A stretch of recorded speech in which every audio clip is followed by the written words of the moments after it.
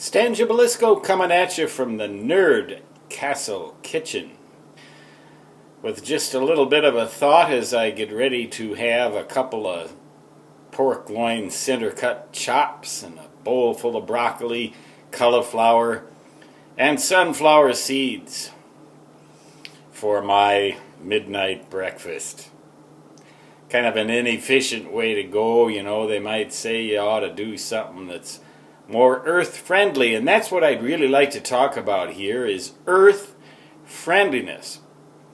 I was reading another blog entry by my colleague Corey Heidelberger. The name of his blog, by the way, is Madville Times.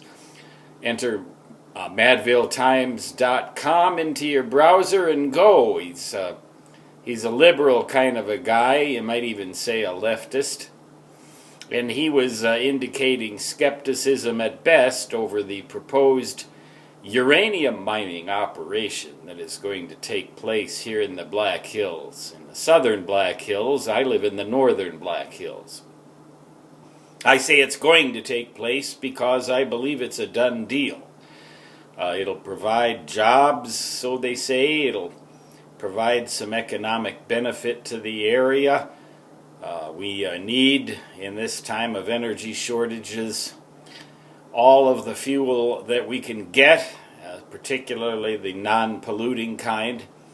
But I'm deeply skeptical about uranium mining because there seems to be a history of problems associated with that.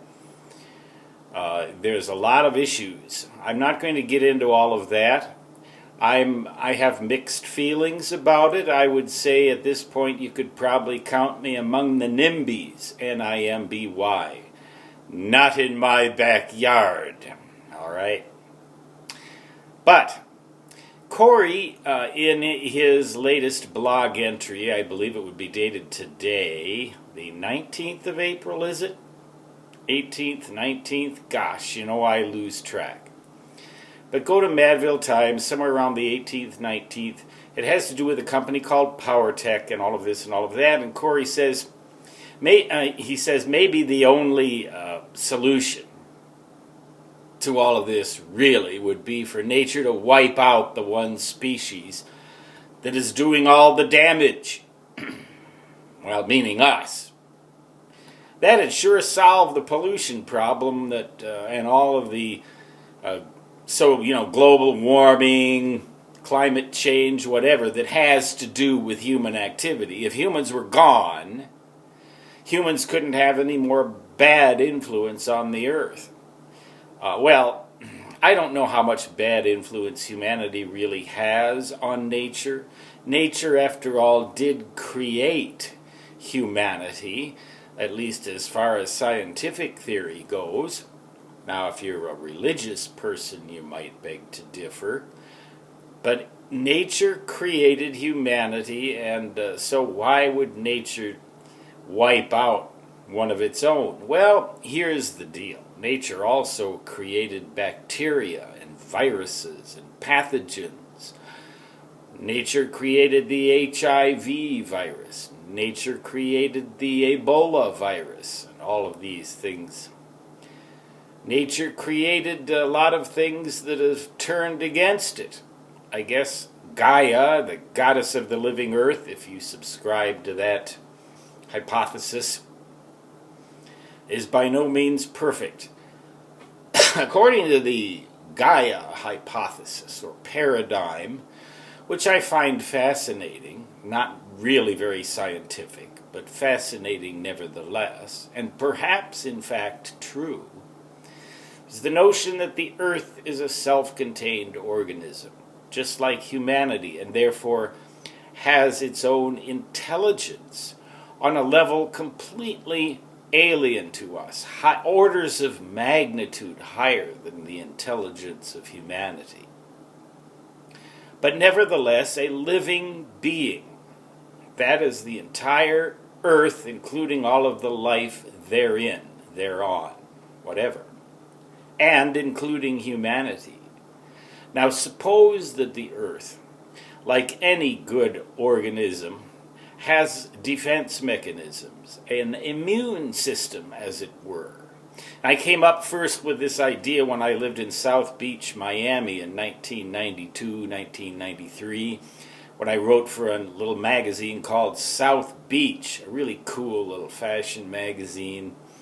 And I had friends who said they'd like me to write their environmental interest column. I believe it was called Earthwatch at the time. And so I wrote this piece about Gaia, goddess of the living earth, and said, suppose that Gaia were to actively find that humanity is some sort of a pathogen, and suppose that the earth has an immune system that would reject pathogens, just as your body rejects a cold or flu virus so that it doesn't just go on forever. Your body heals infections by mounting a defense with antibodies and white blood cells and all of this and all of that. Suppose that the earth, somehow or another, humanity misbehaved to such an extent that Gaia regarded humanity as a pathogen and took action to eradicate that pathogen. What would it do? Well, it might create more disease. It might create more violent storms. It might cause more earthquakes and volcanoes and tsunamis and all manner of things. All of which, by the way, we seem to be observing. Suppose that Earth has already begun to operate like that against us. If we continue to behave that way, we can only expect more and more and more of it. Now, I'm only offering this as an idea, a hypothesis, a paradigm. I'm not going to say that I believe it or not. I certainly will never say that it is a scientific hypothesis. But suppose that it's true, whether it's scientific or not. Suppose that it's true. Just something to think about. See whether or not it keeps you awake at night. Would you like them to mine uranium in your backyard? I doubt it. And I'm not sure that I want them to do it in mine either. I haven't really committed myself one way or another, and I don't want to be anti this or pro that or this or that or the other. I just want to offer that idea. So maybe you'll lose a little sleep. Maybe the next time you throw out a whole bunch of stuff that you should have recycled, maybe you'll think about that. Next time you pour some used motor oil down the drain in your kitchen sink, you might think about that. Stan Gibilisco, proprietor and operator of the website sciencewriter.net, signing off from the Nerd Castle kitchen, where my Earth ambiguous breakfast awaits. So long.